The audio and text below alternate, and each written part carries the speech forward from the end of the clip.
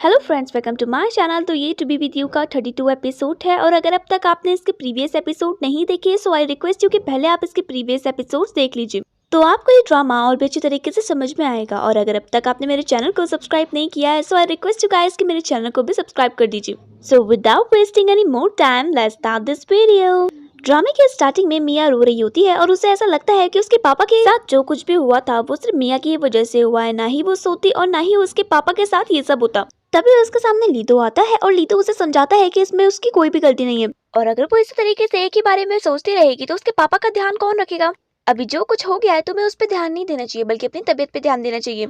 अगर तुम्हारी तबीयत ठीक नहीं रहेगी तो तुम अपने पापा का ध्यान कैसे रखोगी। लीतो का इतना सपोर्टिव नेचर देखकर मिया को बहुत ही अच्छा लगता है और वो लीतो को थैंक यू बोलती है उसके साथ रहने के लिए और उससे बोलते हैं कि इस टाइम पे तो मेरे अपने ही लोगों ने मेरा साथ छोड़ दिया बट तुम जिस तरीके से मेरा साथ निभा रहे हो ये सब देखकर मुझे बहुत ही अच्छा लग रहा है। तो फिर लीतो उससे बोलता है कि भले ही हमारा खून का रिश्ता नहीं है बट तुम मेरी बहुत ही अच्छी दोस्त हो और वैसे भी तुमने तो मेरी बहन की जान बचाई है तो मैं तुम्हारे लिए इतना सा भी नहीं कर सकता हूँ। दूसरी तरफ ओयांग के डैड और दो रन साथ में शॉप में जाते हैं, वहाँ पर ओरे के डैड भी मौजूद होते हैं। उन दोनों को साथ में देखकर वो काफी हैरान हो जाते हैं। ओरे के डैड को ये नहीं पता था कि मिया की एक जुड़वा बहन भी है जिसका नाम दोरन है, इसलिए वो दोरन को मिया समझते हैं। तभी उन्हें कुछ भी समझ में नहीं आता है कि ओयांग के डैड इस तरीके से छुपकर मिया से क्यों मिल रहे हैं। थोड़ी ही देर में ओयांग के डैड बाहर पर ही खड़े हो जाते हैं, तभी दोरन शॉप के अंदर चली जाती है तो ओरे के डैड उसको ध्यान से देखने लग जाते हैं। थोड़ी ही देर में दोरन जैसे ही दुकान से सामान लेती है उसके बाद वो दोबारा से अपने पापा के सामने चली जाती है, जहाँ पर कि उसके पापा उसे बहुत ही अच्छे तरीके से ट्रीट करते हैं और उसको कार में बैठने के लिए बोलते हैं। तभी ओरे के डैड उन दोनों की साथ में फोटो खींच लेते हैं। दूसरी तरफ लीतो मिया को खाना खाने के लिए बोलता है और उसकी तबीयत का ध्यान रखने के लिए बोलता है। लीतो की बात मानकर मिया खाना भी खा लेती है। थोड़ी ही देर में लीतो मिया से बोलता है कि तुम आज बहुत ज्यादा थक गई हो इसलिए तुम आराम कर लो और अब तुम्हें अपने डैड की टेंशन लेने की जरूरत नहीं है क्योंकि तुम्हारे साथ मैं यहाँ पर हूँ। दूसरी तरफ ओरे का बिजनेस छोड़ने का डिसीजन पे चैंसी को ओरे पे बहुत ही ज्यादा गुस्सा आता है और वो उससे चिल्लाकर कहता है कि तुम पागल हो गई हो क्या, क्यों तुम अपने इतने सालों की मेहनत बर्बाद करना चाहती हो। इस टाइम तुम अपने दिल से नहीं बल्कि अपने दिमाग से सोचो, अगर तुमने इस बिजनेस को छोड़ दिया तो तुम्हारा सारा हक ओयांग ले लेगा। ये सब सुनकर ओरे चैंसी से कहती है कि मैं तुम्हें कैसे समझाऊं, मैं बहुत ज्यादा थक जाती हूँ, आखिरकार तुमको तो पता ही है ना कि मैं प्रेग्नेंट हूँ। ये सब जानने के बाद भी तुम मुझसे जबरदस्ती कर रहे हो काम करने के लिए। मैंने ये डिसाइड कर लिया है कि फिलहाल के लिए तो मैं बिजनेस कंटिन्यू नहीं करूंगी। ओरे चैंसी की बात नहीं मानी थी इसलिए चैंसी को बहुत ज्यादा गुस्सा आता है। तभी उसको ओरे के डैड को कॉल दिया जाता है। ओरे के डैड चैंसी से कहते हैं कि मिया के डैड की तबीयत अब कैसी है। चैंसी उनसे बोलता है कि मिया के डैड अभी भी कोमा में है, वो कुछ भी नहीं बोल पा रहे और अभी भी लेट रखे। आपको कुछ और भी जानना है। तो ये सब सुनकर ओरे के डैड उससे बोलते हैं कि तुमको बिल्कुल भी टेंशन नहीं हो रही है, तुमको पता भी है कि अगर मिया के डैड को होश आ गया और उन्होंने सबको बता दिया कि उनको छत से धक्का हम दोनों ने दिया है तो हम दोनों जेल भी जा सकते हैं। वैसे ही मैं अभी जेल से छूट कर आ रखा हूँ, मुझे तो बहुत ज्यादा टेंशन हो रही है, तुम कुछ सॉल्यूशन निकालो इसका। तो ये सब सुनकर चैंसी उससे बोलता है कि अब मैं भी क्या कर सकता हूँ, आप ही कुछ सोचिए, वैसे ही मेरे दिमाग बहुत ज्यादा खराब हो रहा है। दूसरी तरफ मिया हॉस्पिटल में अपने डैड के सामने बैठी होती है, तभी उसको उसके ऑफिस से कॉल आता है जहाँ पर उसको पता चलता है कि ओयांग ने उसको जॉब से निकाल दिया है। ये सारी बात सुनकर मिया को बहुत ही ज्यादा बुरा लगता है, इसीलिए वो सोचती है कि वो ओयांग के ही सामने जाकर पूछेगी कि क्यों उसने उसे जॉब से निकाल दिया है। जहाँ मिया ओयांग के ऑफिस में जाती है वहीं ओयांग मिया की और अपनी फोटोज देख रहा होता है। जैसे ही वो मिया को देखता है वैसे ही वो अपना लैपटॉप बंद कर देता है। मिया ओयांग के सामने जाती है और उससे बोलते हैं कि तुमसे मुझसे प्रॉब्लम क्या है, पहले तुमने मुझसे ब्रेकअप कर लिया वो भी बिना रीजन के और अब तुम मुझे जॉब से निकाल रहे हो, क्या मैं पूछ सकती हूँ कि तुमने मुझे जॉब से क्यों निकाला है। आखिरकार अचानक से तुमको क्या हो गया है जो तुम मुझसे इतनी ज्यादा नफरत करने लग गए हो। तुमसे मुझसे बड़े प्रॉमिस किया करते थे कि तुम मेरा साथ कभी भी नहीं छोड़ोगे, तो आज तुम्हें क्या हो गया है, तुमने मेरा साथ छोड़ दिया। यहाँ तक तो मैं बर्दाश्त कर सकती थी लेकिन तुमने मुझसे जॉब से भी निकाल दिया। इस जॉब को तो मैं ज्वाइन भी नहीं करना चाहती थी, तुमने ही मुझसे जबरदस्ती की थी, तभी मैंने इस जॉब को ज्वाइन किया था। ये सुनकर ओयांग उससे बोलता है कि मैंने तुम्हें जॉब से इसलिए निकाला है क्योंकि मेरी गर्लफ्रेंड अब सीयू है और जैसा कि तुमको पता ही है कि मेरी उससे शादी भी होने वाली है और अगर तुम मेरी सेक्रेटरी बनी रहोगी तो उसे ये सब देखकर इनसिक्योरिटी फील होगी और मैं अपने फियांसे को इस तरीके से इनसिक्योर फील नहीं करवाना चाहता हूँ, इसलिए मैं तुम्हें जॉब से निकाल रहा हूँ। जब वो दोनों इसी तरीके से बात कर रहे होते हैं तभी वहाँ पर सीयू आ जाती है। सीयू मिया से कहती है कि वो ओयांग के लिए ब्रेकफास्ट लेकर आ रखी है। सीयू को देखकर मिया को बहुत ज्यादा गुस्सा आता है और वो सीयू से कहते हैं कि अभी हम दोनों कुछ इंपॉर्टेंट बात कर रहे हैं तो ये यहाँ पर क्यों आ रखी है। ये सब सुनकर ओयांग मिया से कहता है कि तुम इससे तमीज से बात करो, ये तुम्हारी अब बेस्ट फ्रेंड नहीं है बल्कि मेरी फियांसे और मेरी फियांसे से तुम अब इस तरीके से बात नहीं कर सकती हो। देखो टाइम के साथ सब कुछ चेंज होता है, पहले तुम मेरे ब्रेकफास्ट लेकर आया करती थी, आज वही ब्रेकफास्ट सीयू मेरे लिए लेकर आ रखी है, इसीलिए जिस तरीके से मैं चेंज हो गया हूँ उसी तरीके से तुम भी चेंज हो जाओ, ये तुम्हारे लिए बहुत ही अच्छा होगा। और वैसे भी मेरे डैड चाहते हैं कि मैं सीयू से शादी करूँ तो मैं सीयू से ही शादी करूंगा, इसीलिए अब तो मुझे और परेशान मत करो और यहाँ पर से चले जाओ। ये सारी बातें सुनकर मिया बहुत ही ज्यादा उदास हो जाती है और वहीं पर ही रोने लग जाती है। ओयांग को भी मिया को ये सारी बातें कहते हुए बहुत ज्यादा बुरा लगता है बट वो उन दोनों के भले के लिए चाहता था कि वो दोनों एक दूसरे से दूर हो जाए, इसीलिए अपने मन में पत्थर रखकर उसको मिया से इस तरीके से बात करनी पड़ रही थी। जब मिया वहाँ पर से जा रही होती है तो उसे अभी भी ओयांग के इस बिहेवियर पर बिल्कुल भी विश्वास नहीं होता है, क्योंकि जो ओयांग उसे इतना ज्यादा पसंद करता था सडनली वो उसे इतना ज्यादा हेट क्यों करने लग गया। मिया अभी भी ये सोच रही थी कि ओयांग उसे पीछे से आवाज लगाएगा और उसे अपने पास आने के लिए कहेगा और उससे माफी मांगेगा, लेकिन ओयांग ऐसा बिल्कुल भी नहीं करता है। ओयांग ने सीयू के लिए मिया से इतने गंदे तरीके से बात करी, ये सब देखकर सीयू को बहुत ही अच्छा लगता है और उसे ऐसा लगता है कि वाकई में ओयांग उसको पसंद करने लग गया है। इसीलिए वो बहुत ही ज्यादा खुश होती है। जब सीयू और ओयांग रास्ते पे जा रहे होते हैं तभी ओयांग की नजर एक रेस्टोरेंट पे पड़ती है और वो रेस्टोरेंट वही रेस्टोरेंट था जहाँ पर ओयांग और मिया अक्सर खाना खाने के लिए जाया करते थे। उस रेस्टोरेंट को देखकर ओयांग को मिया की याद आने लग जाती है और वो उसी रेस्टोरेंट में मिया के साथ बिताए गए पलों को याद करने लग जाता है। थोड़ी ही देर में वो सीयू को उस रेस्टोरेंट में जाने के लिए बोलता है तो सीयू उसकी बात मानकर उसी रेस्टोरेंट में चली जाती है। थोड़ी ही देर में वो दोनों खाना ऑर्डर करते हैं और जैसे ही ओयांग खाना खाता है तो उसकी आंखों से आंसू आने लग जाते हैं। ओयांग को इतना उदास देखकर सीयू समझ जाती है कि वो उसके साथ खुश नहीं है, बल्कि में कुछ तो बहुत बड़ी गड़बड़ है जो ओयांग उससे शादी कर रहा है और उसने मिया को छोड़ दिया। बट उसे अभी ओयांग की खुशियों से कुछ भी लेना देना नहीं था। वो चाहती थी कि ओयांग बस उसका हो जाए, चाहे फिर उसके लिए उसके कुछ भी क्यों ना करना पड़े। थोड़े ही देर में सीयू ओयांग से पूछती है कि क्या हो गया, तुम इस तरीके से रो क्यों रहे हो। तो ओयांग बोलता है कि कुछ भी नहीं, वो बस मुझे खाना टेस्टी लग रहा है इसलिए मेरी आंखों से खुशी के आंसू आने लग गए। दूसरी तरफ मिया सारी बातें वे को बताती है और उससे कहती है कि किस तरीके से ओयांग ने उसे जॉब से भी निकाल दिया। ये सारी बातें सुनकर वे को ओयांग पर बहुत ही ज्यादा गुस्सा आता है और वो मिया से बोलती है कि वो इतना मतलबी कैसे हो सकता है, मैंने तो कभी सोचा भी नहीं था कि ओयांग तुम्हारे साथ ऐसा करेगा, वो तो तुमसे बहुत ज्यादा प्यार करता था ना, अचानक से उसका प्यार इतनी नफरत पे क्यों बदल गया। सच में मेरा मन कर रहा है कि मैं अभी ओयांग के पास जाऊँ और उसे बहुत ज्यादा मार कर आ जाऊँ। ये सारी बातें सुनकर भी मिया को ऐसा लगता है कि जो कुछ भी ओयांग कर रहा है उसके पीछे अभी भी कुछ रीजन है, क्योंकि वो उसके साथ ऐसा कुछ कर ही नहीं सकता है। इसीलिए मिया उसको कॉल लगाती है। मिया जैसे ही ओयांग को कॉल लगाती है तो वहाँ पर सीयू भी बैठी होती है जो कि मिया का नंबर देख लेती है।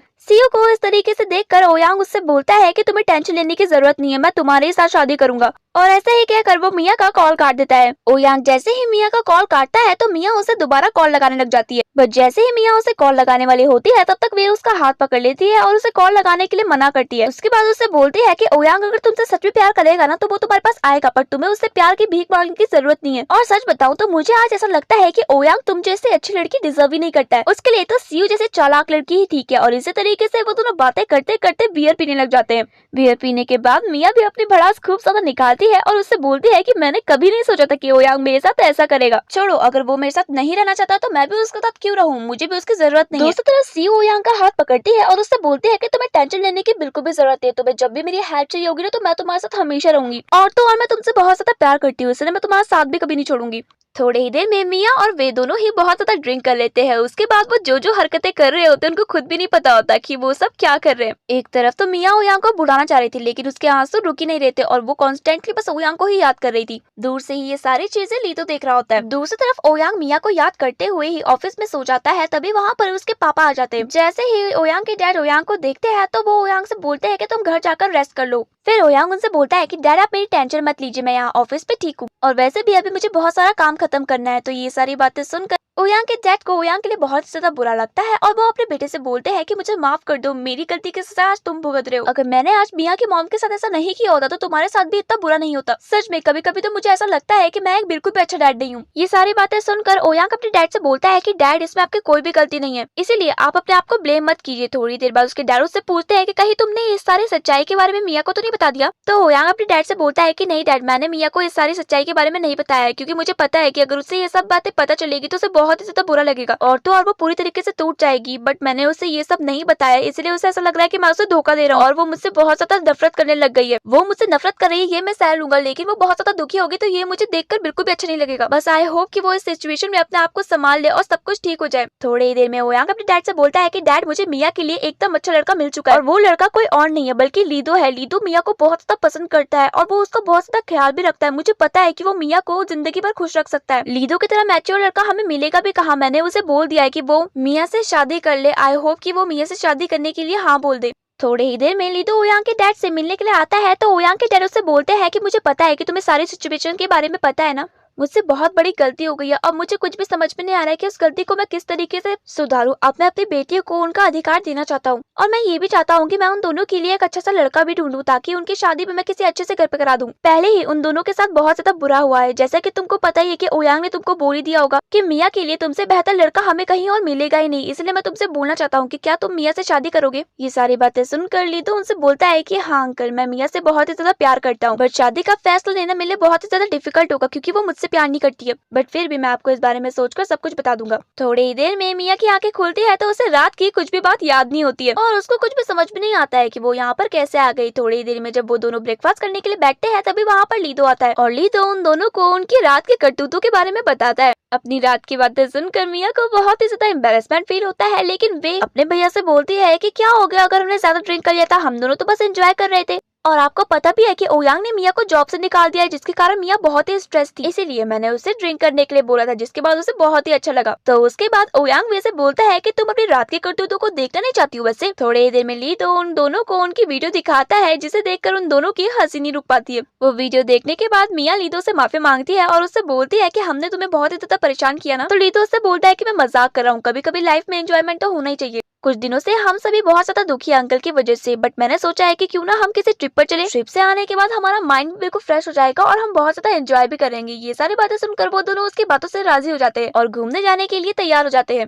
थोड़ी ही देर में वो सभी घूमने के लिए जाते हैं जहाँ पर वो बहुत ही ज्यादा एंजॉय भी करते हैं। कुछ ही देर बाद मिया और लीदो एक सामने बैठ जाते हैं तो लीदो मिया से बोलता है कि आई होप तुमने आज बहुत ही ज्यादा एंजॉय किया होगा। तो मिया लीदो से कहती है कि थैंक यू सो मच, तुम मेरा कितना ज्यादा ख्याल रखते हो। आज तक जब भी मुझे तुम्हारी जरूरत पड़ी है तुम हमेशा मेरे साथ खड़े थे। अगर तुम नहीं होते तो मेरी हेल्प करने के लिए कौन आता, मैं अकेले पड़ जाती। तुमने सच में मेरी बहुत ज्यादा हेल्प की है, मैं तुम्हारा एहसान कभी भी नहीं चुका सकती हूँ। ये सब सुनकर लीदो मिया से बोलता है कि तुम्हें मेरा एहसान चुकाने की जरूरत भी नहीं है क्योंकि तुम मेरी दोस्त हो, इसलिए मुझे तुम्हारे लिए ये सब तो करना ही था। बाय द वे मैं तुम्हें एक बात बताना चाहती हूँ कि तुम मेरी सिर्फ दोस्त नहीं हो बल्कि मेरे लिए दोस्त से भी बढ़कर हो। मैं तुमको बहुत ज्यादा पसंद करता हूँ। पहले मैं तुम्हें अपनी फीलिंग बताने वाला था लेकिन उस टाइम पे तुम्हारा बॉयफ्रेंड चैंसी था, बट जैसे ही चैंसी ने तुम्हारे साथ ब्रेकअप किया तो मुझे उसे देखकर बहुत ही गुस्सा आया और उसी टाइम मैंने सोचा कि क्यों ना मैं तुम्हें अपने दिल की बात बता दूं। बट इससे पहले कि मैं तुम्हें अपने दिल की बात बताता, ओयांग तुम्हारे साथ रिलेशन में आ चुका था और ओयांग मेरा बेस्ट फ्रेंड था, इसलिए मैं उसका रिलेशन नहीं तोड़ना चाहता था। बट आज ओयांग भी तुम्हारे साथ रिलेशन में नहीं है, इसलिए मैं तुम्हें अपने दिल की बात बता रहा हूँ कि मैं तुम्हें बहुत ज्यादा पसंद करता हूँ। जिस दिन मैंने तुम्हें पहले दिन देखा था उसी दिन से मैं तुमसे बहुत ज्यादा प्यार करने लग गया था और मैं बस हमेशा से यही सोचता था कि काश तुम मेरी गर्लफ्रेंड होती, क्योंकि तुम्हारे जितनी काइंड और अच्छी लड़की मैंने आज तक कहीं नहीं देखी है। मेरा फर्ज इतना था कि मैं तुम्हें अपने दिल की बात बता दूं, बाकी तुम्हारा डिसीजन है। ये सारी बातें सुनकर मिया लीदो से कहती है कि मुझे पता था कि तुम मुझे पसंद करते हो, क्योंकि जिस तरीके से तुम मुझे ट्रीट करते थे ना, मुझे हमेशा ऐसा लगता था कि तुम्हारे दिल में मेरे लिए थोड़ी सी तो फीलिंग है। थैंक यू सो मच मुझे इतना ज्यादा प्यार करने के लिए, मेरी इतनी ज्यादा केयर करने के लिए। तुम एक बहुत ही अच्छी लड़की हो, बट मुझे ऐसा लगता है कि मैं तुम्हें डिजर्व नहीं करती हूँ। जिस लड़की की भी तुमसे शादी होगी ना, वो इस दुनिया की सबसे लकी लड़की होगी। लेकिन भले ही ओयांग ने मुझे छोड़ दिया है, लेकिन मैं अभी भी उससे बहुत ज्यादा प्यार करती हूँ और मैं उसे कभी नहीं छोड़ सकती हूँ। ओयांग मेरे लिए मेरी लाइफ में सबसे ज्यादा इंपॉर्टेंट है और मुझे पता है कि वो मुझसे कुछ तो छुपा रहा है और वो मेरे पास जरूर वापस आएगा। और मैं उस दिन का बेसब्री से इंतजार कर रही हूँ कब ओयांग मेरे पास आएगा और वो मुझसे बोलेगा कि ये सब चीजें झूठी है और वो मुझसे अभी भी बहुत ज्यादा प्यार करता है। दूसरी तरफ सीओ ओयांग की मॉम के लिए एक नेकलेस लेकर आई होती है, जिस नेकलेस को देखकर ओयांग की मॉम बहुत ही ज्यादा खुश हो जाती है और सीओ से कहती है कि ये नेकलेस बिल्कुल तुम्हारी तरह प्यारा है, मैं बहुत ही ज्यादा लकी हूँ जो मुझे तुम्हारी जैसी बहू मिल रही है। तुम बहुत ही ज्यादा क्यूट हो और अच्छी भी। ओयांग की और तुम्हारी जोड़ी बिल्कुल बेस्ट लगेगी। तो ये सब बातें सुनकर सीओ उनसे बोलती है कि आप बुरा ना मानो तो मैं आपसे एक बात पूछना चाहती हूँ, ओयांग ये शादी अपनी मर्जी से कर रहा है या आप सबके प्रेशर में आकर कर रहा है? ओयांग को देखकर मुझे अभी भी ऐसा लगता है कि वो मिया को पसंद करता है और वो उसी के साथ रिलेशन में रहना चाहता है। ये सारी बातें सुनकर ओयांग की मॉम सीयू से बोलती है कि तुम्हें टेंशन लेने की बिल्कुल भी जरूरत नहीं है, ओयांग तुम्हें पसंद करता है। उस मिया में ऐसा है क्या जो ओयांग उसे पसंद करेगा? वो लड़की कहाँ इतनी बेवकूफ सी हो और तुम कितने स्टैंडर्ड हो, और ओयांग को अपनी गलती का इतना अच्छा मौका मिल रहा है सुधारने का, तो वो ये चांस क्यों छोड़ेगा? तुम्हें टेंशन लेने की जरूरत नहीं है, वो तुमसे ही प्यार करता है। और देखना अगर उसके दिल में अभी मिया के लिए थोड़ी सी भी फीलिंग होगी ना, तो तुमसे शादी होने के बाद उसके दिल में मिया के लिए सारी फीलिंग खत्म हो जाएगी। और वो जिस तरीके से अभी मिया मिया कहता रहता है ना, उसके बाद सीयू सीयू कहेगा। ओयांग की मॉम की बातें सुनकर सीयू मुस्कुराने लग जाती है। तभी ओयांग की मॉम को एक मैसेज आता है, जो मैसेज होता है ओरे के डैड का, और उन्होंने उनको वही फोटो भेजी होती है जो कि उन्होंने शॉप में खींची थी, जिसमें कि ओयांग के डैड और दोरन साथ में होते हैं। उस फोटो को देखकर ओयांग की मॉम को कुछ भी समझ में नहीं आता है और वो वहाँ पर से चली जाती है। दूसरी तरफ ओयांग अपनी बॉक्सिंग की प्रैक्टिस कर रहा होता है, तभी वहाँ पर उसका बॉडीगार्ड आता है और वो ओयांग से कहता है कि मिया का आपको कॉल आ रखा है। ओयांग जैसे ही देखता है कि मिया ने उसको कॉल कर रखा है तो वैसे ही वो अपना फोन पकड़ता है और उससे बात करने लग जाता है। तो मिया उससे बोलती है कि अब जब तुमने मुझसे ब्रेकअप कर ही लिया है तो मुझे तुम्हें तुम्हारी कुछ इंपॉर्टेंट चीज देनी है, जो कि पहले शायद तुम्हारे लिए बहुत ही ज्यादा इंपॉर्टेंट थी, लेकिन अब तुम्हारे दिल में उसके लिए कुछ भी वैल्यू नहीं है। थोड़े ही देर में मिया वहाँ पर पहुँचती है तो वो देखती है कि ओयांग सियो को बॉक्सिंग सिखा रहा है। ओयांग को सियो के साथ देखकर मिया को बहुत ही ज्यादा गुस्सा भी आता है और उससे बहुत ही ज्यादा जलन भी होती है। सियो जैसे ही देखती है कि मिया वहाँ पर आ गई है तो वो वहाँ पर से चली जाती है। सियो के जाने के बाद मिया ओयांग से कहते हैं कि तुम मुझसे पहले बहुत ज्यादा प्यार करते थे ना, इसलिए तुमने मुझे ये रिंग दी थी, और ये तो तुमको याद ही होगा कि तुमने मुझे इस रिंग को देकर प्रपोज भी किया था। लेकिन अब जब तुम्हारे दिल में मेरे लिए कुछ फीलिंग्स ही नहीं है, तुम मुझे कुछ समझते ही नहीं हो, तो इस रिंग को पहनकर मैं क्या करूंगी? अपनी इस महंगी रिंग को अब अपनी मंगेतर सियो को ही पहनाना, क्योंकि तुम जैसे लड़के से मुझे शादी करनी भी नहीं है। और ऐसा ही कहकर मिया ओयांग को वो रिंग देती है और वहाँ पर से चली जाती है। मिया को वहाँ पर से जाते हुए देखकर सियो समझ जाती है कि मिया बहुत ही ज्यादा उदास है